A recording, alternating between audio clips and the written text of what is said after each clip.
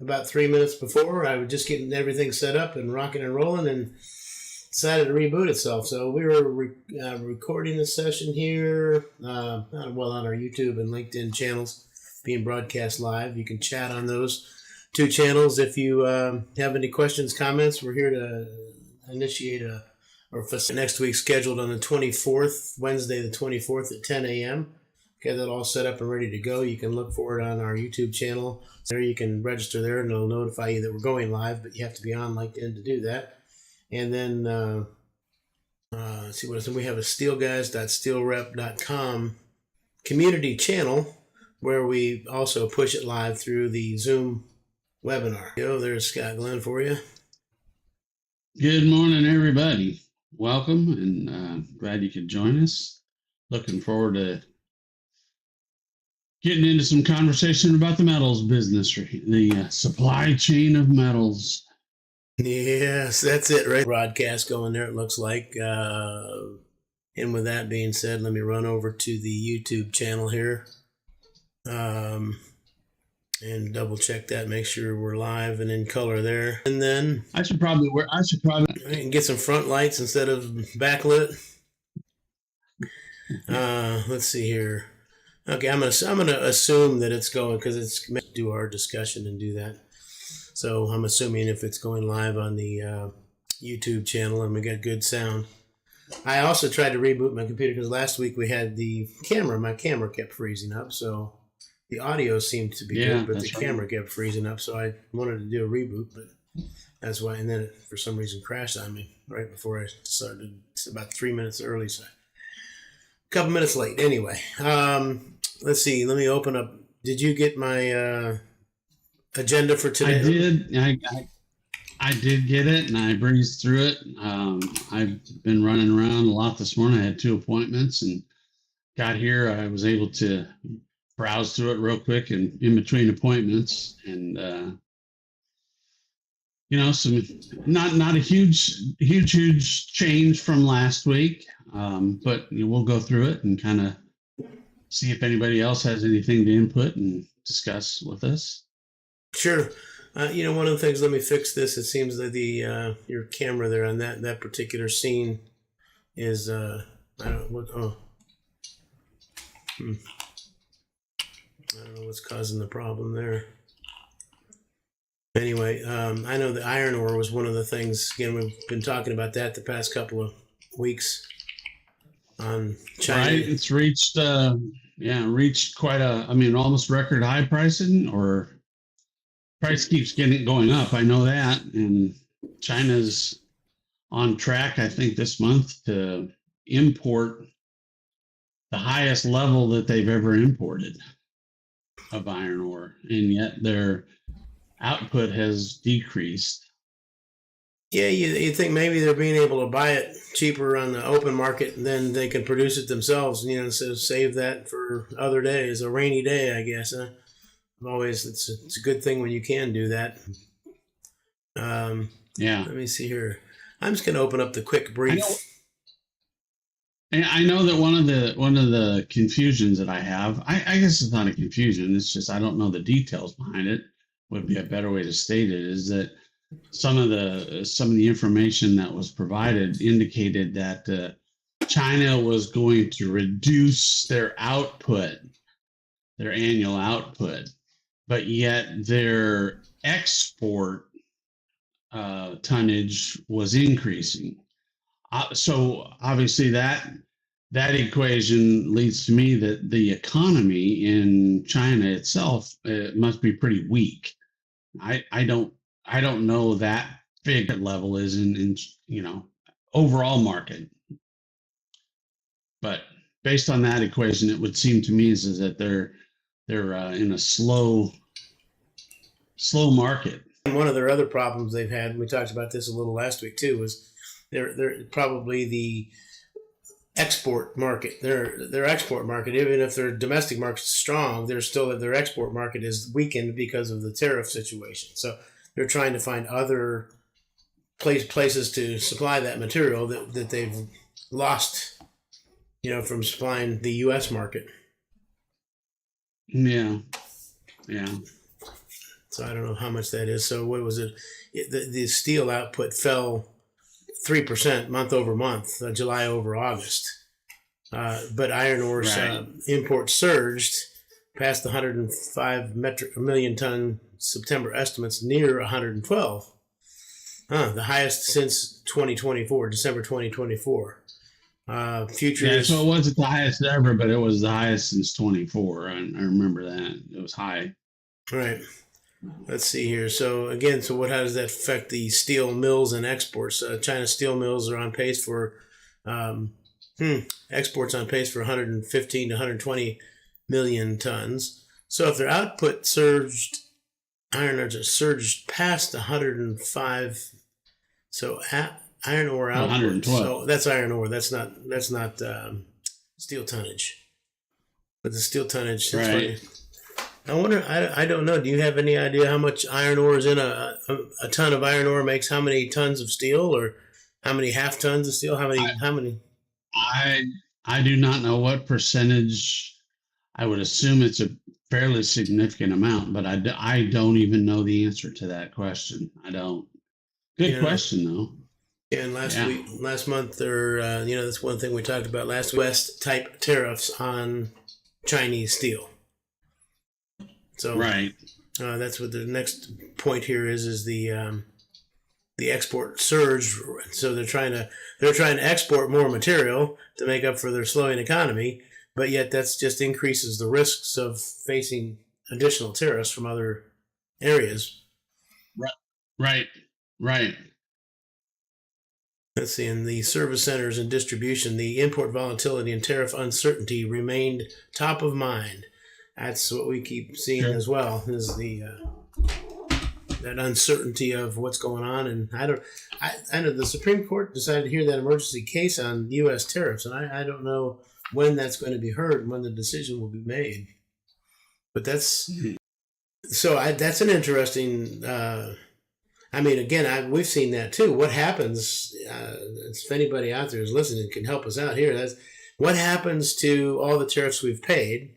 Because I know that the mills and the customers possibly have been negotiating, not necessarily absorbing the whole thing. The market had increased a little bit, thereby some of the distribution was able to offset some of the tariff increases, as opposed to the mill eating the whole tariff, the whole increased tariff. Because, sometimes there was no definitive, here's the 25% of this order equaled the tariff. You know what I mean?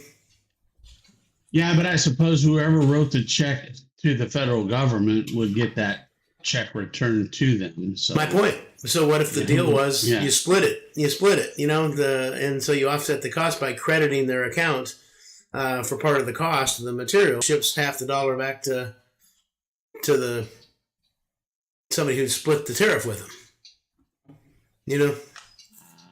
That could get into a whole nother area of lawsuits. So I'm saying that's if anybody out there knows how to. Yeah, I don't know. Yeah, I don't know. That's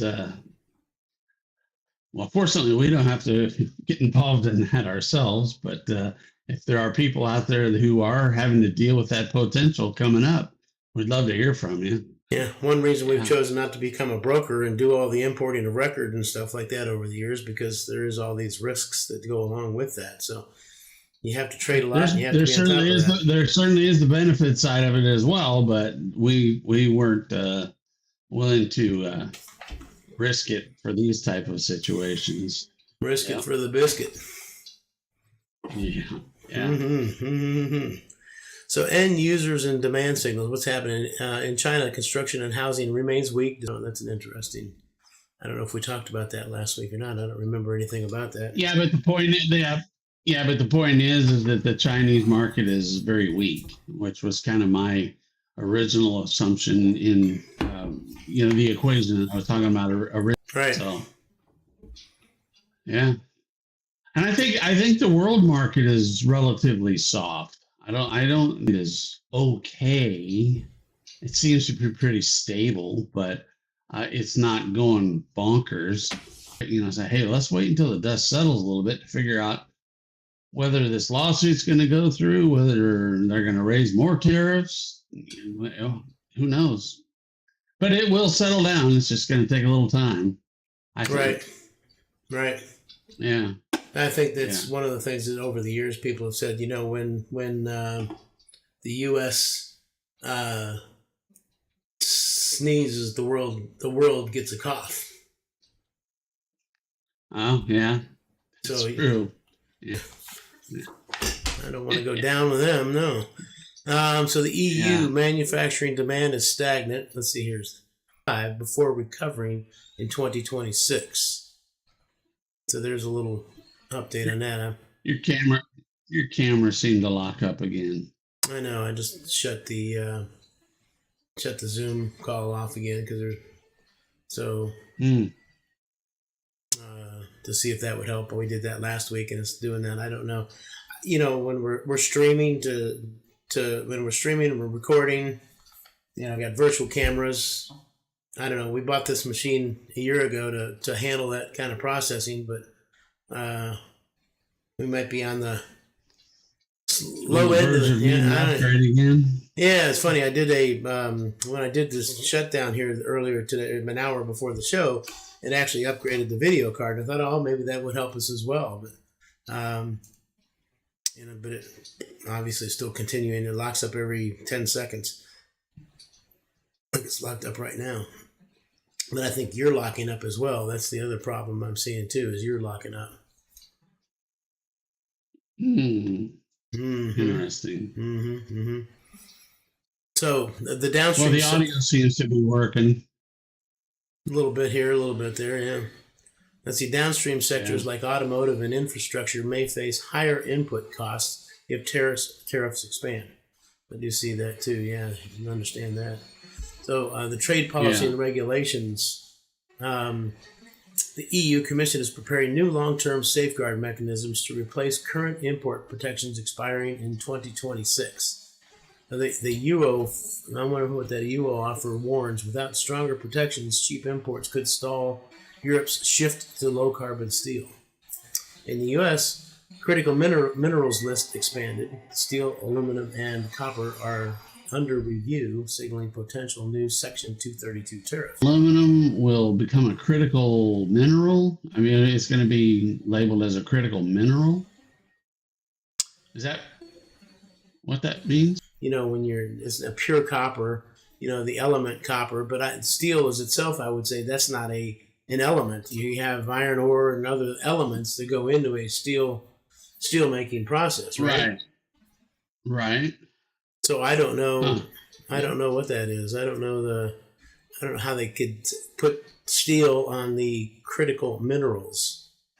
That's the nickel and the molybdenum and those elements. To me, that would be the critical minerals. What you're mining, not steel as a lump sum. Yeah, not the steel that comes out of the mills, but the ores that go into the steel making processes. Right.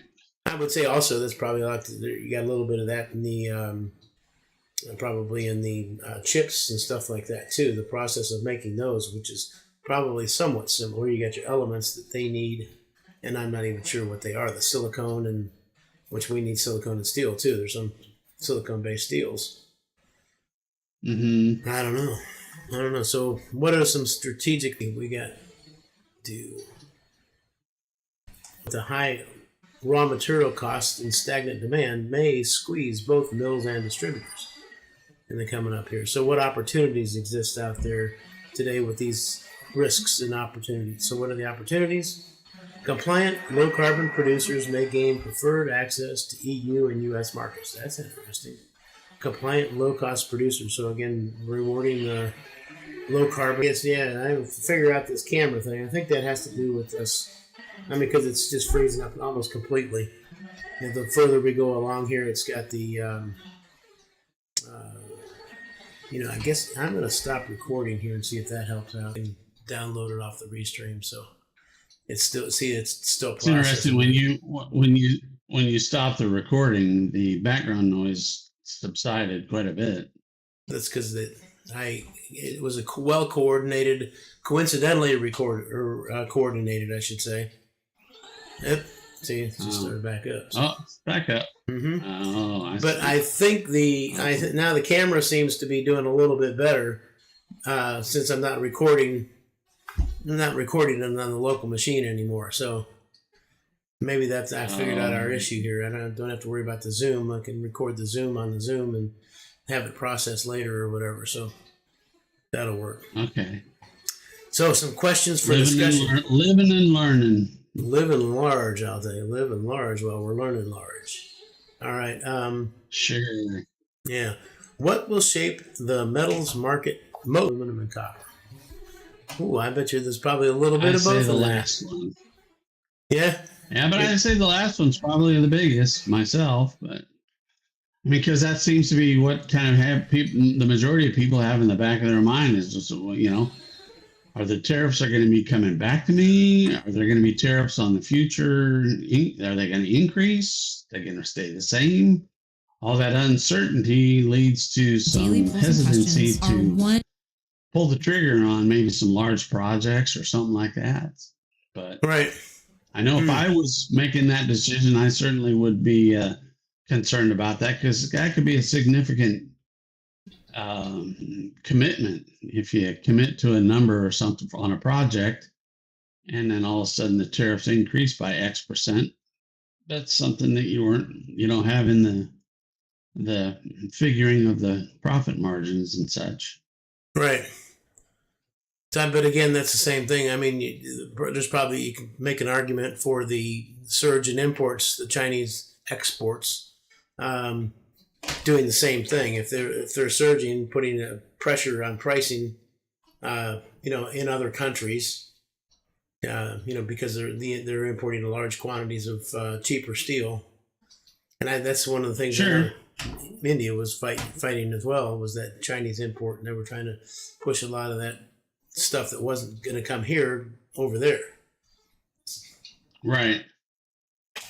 So I don't know. Yeah, I did also read something that didn't come up on your thing there, but I mean, because it's not current news yet, but I hear that there are some potential talks between current administration and India, to try and iron out some of the differences and situations on our trade relationships with them. But right. That's what's supposedly in the next few weeks is what I heard.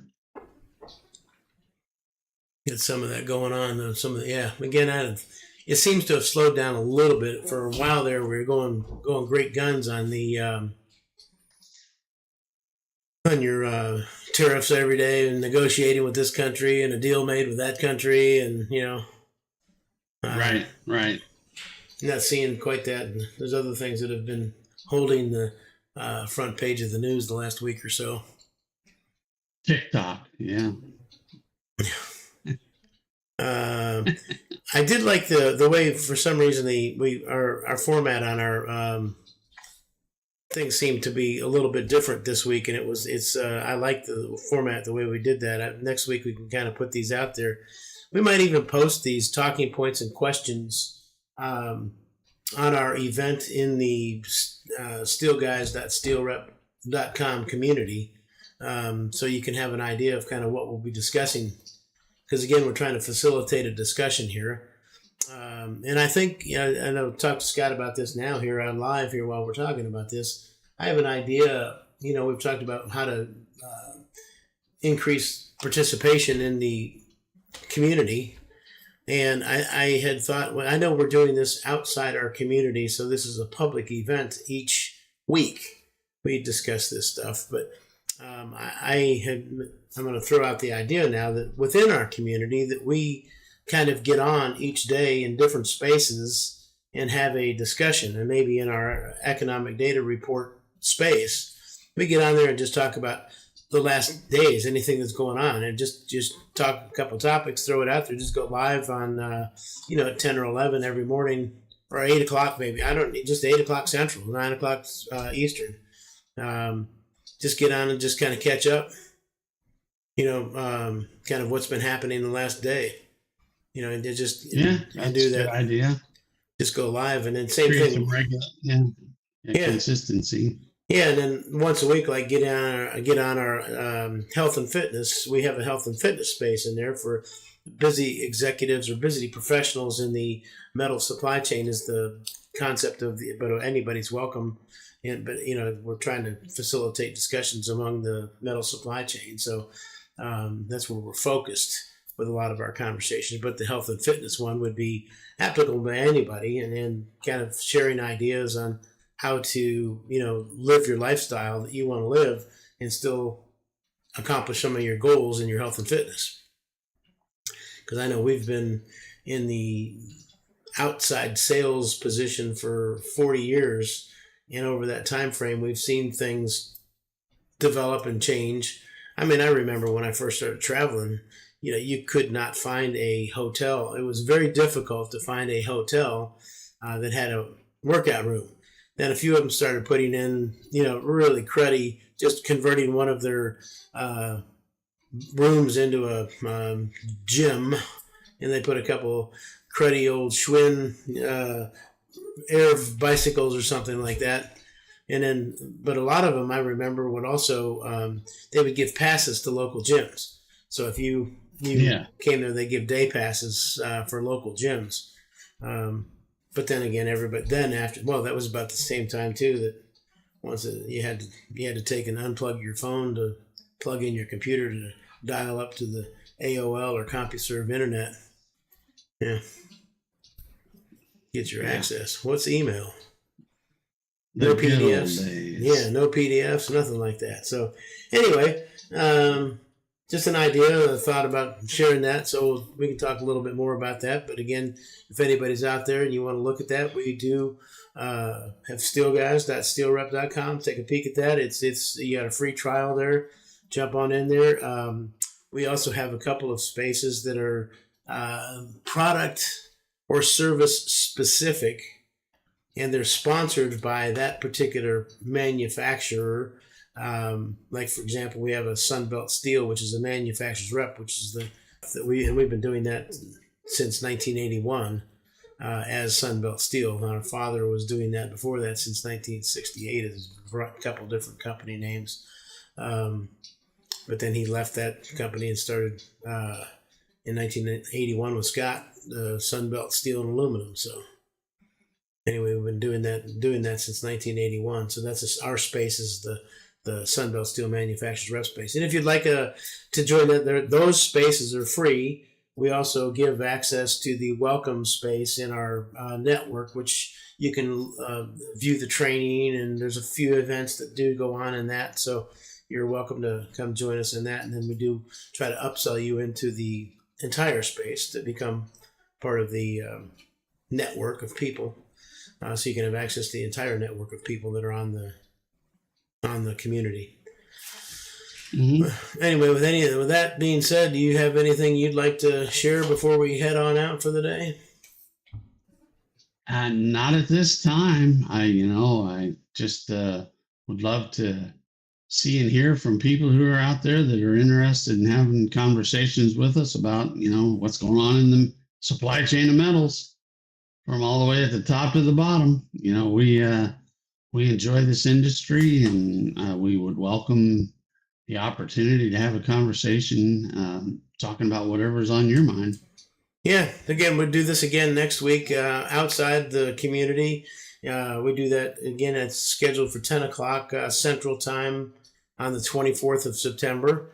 Look forward to seeing you guys here. Join us. Again, you can look for it on our YouTube channel, which is the Steel Guys. Our LinkedIn, my LinkedIn, Jim Glenn III, and I know that the link to the events, we put the events live through that, not the Sunbelt page or Scott's page, but that does go through the Jim Glenn. So if you're looking at that, just look at the events that I've created, and they're there. Again, YouTube, LinkedIn, and our Zoom call. If you'd like a link to our Zoom meeting, again, jimglenn@steelrep.com would be my email, and then you got Scott at scottglenn@steelrep.com. 2 N's on the Glenn. And is there anything I've missed there, Scott? No, I think you got it covered pretty well. Hope everybody has a great day. Look forward to seeing everybody next week. Yeah, hope to see you inside our network too. I'd love to see inside the network, and we're going to be trying to get some of these things going inside the network. So come join us there as well. Yeah, hop on and say hi. All right. Thanks, everybody. Have a great day. See you later. Thank you. Thanks. Bye.